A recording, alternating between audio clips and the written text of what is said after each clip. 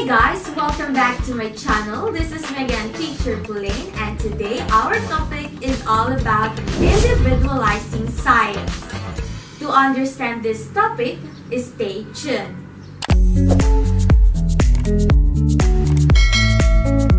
Hey guys! Our topic for today is all about individualizing science. No two children are alike. Each child comes to us with different interests, talents, needs, and abilities. Although the learning goals remain the same for all children, educators need to tailor instruction accordingly. This individualizing instruction can be done by assessing children's strengths and challenges in order to plan for individualized instruction, demonstrating and guiding learning, and communicating rules, routines, and expectations.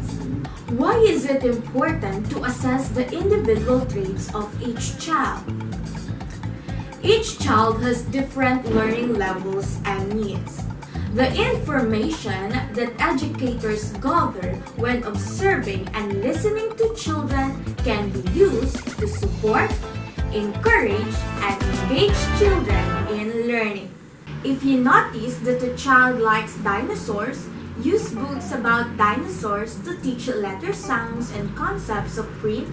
Use toy dinosaurs at the math table for counting, and provide dinosaur props in the pretend and play center. If a child or a group of children are having trouble with a concept or skill, such as sorting, use a small group setting to model the skill or explain the concept. How can you assess each child's unique interests, needs, and abilities? Observe each child's interactions and ask questions. As you do, note individual children's successes and challenges. At the black center, you might ask, what shapes are you using to build your tower? How many blocks do you have left? Review concepts or ideas children may not fully grasp. Why is it important for you to recognize and respond to children's strengths? Notice and praise children's successes. This helps children gain a sense of mastery and self-worth. A specific and positive feedback that focuses on the child's effort and perseverance helps give children confidence to engage in more difficult tasks. For example, wow, you are learning to zip your code all by yourself. You have been working hard on that. Is more effective than a general comment like, good job. One of the best ways to guide young children's learning is to model a task from beginning to end. By hearing and watching your process, children learn to think through a task and to understand what needs to happen first, next, and so on. Demonstrate and explain. As you model the activity, show how to do it by explaining and showing each step. Provide time for children to practice. Respond and coach children as they work. This guided practice will help reinforce what they are learning. Scaffold the learning. Provide support such as prompts, specific questions or reminders that can help children follow instructions and learn. How can you demonstrate and guide learning? Demonstrating and guiding learning support each child's specific skills and understanding. This also helps scaffold the learning. As you demonstrate an activity, describe what you are doing. You might also make a chart that gives step-by-step directions or show an example of a completed activity for children to reference as they work. Have children do each step with your guidance and encouragement. This type of guided practice encourages children as they learn. Give children time to work independently. providing additional modeling or guided practice if needed.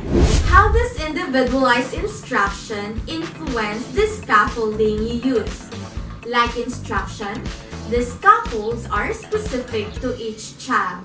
Establishing, communicating, and enforcing clear rules, routines, and expectations is important so that children can feel safe, secure, and competent.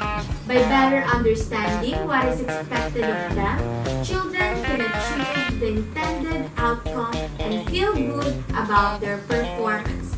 As you add new tasks, be sure that each child understands how it fits into the day. Communicate expectations in a way that children can understand. Use simple language, role-playing, and repetition to explain concepts, rules, or tasks. Use a variety of communication methods geared to children's different learning needs. For instance, charts or posters, calendars, photographs with captions, and to-do lists are all ways that children may be able to understand and refer to the rules. Use a variety of reinforcements. Some children may need to be reminded often. Respond to signals such as visual cues or songs, or will need the rule to be rephrased in order to help them understand. Periodically discuss and review routines and expectations. This may be especially important to do after a holiday break or when a new child joins the group. Redirect inappropriate behavior calmly and kindly yet firmly. How can you use routines to help children navigate through the day? Routines help children know what to expect and help them to regulate their behavior accordingly. How can you communicate rules, routines, and how children are expected to behave?